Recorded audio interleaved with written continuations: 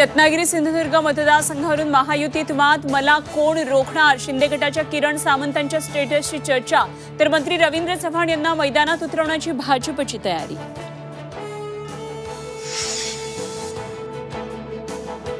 सोम्या गोम्याच्या प्रश्नावर बोलत नाही, अजित पवारांची संजय राऊतांवर टीका. तर सोम्या गोम्या कोण ते 2024 मध्ये कळेल, राऊतांचंही प्रत्युत्तर.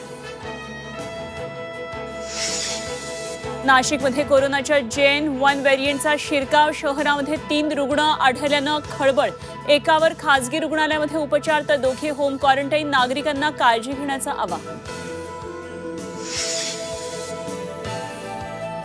पिवडी न्हावा शेवा ट्रान्स हार्बरवर 22 किलोमीटरच्या प्रवासासाठी 500 रुपयांचा टोल. संभाव्य विरोध लक्षात घेऊन 350 रुपये टोलचाही प्रस्ताव.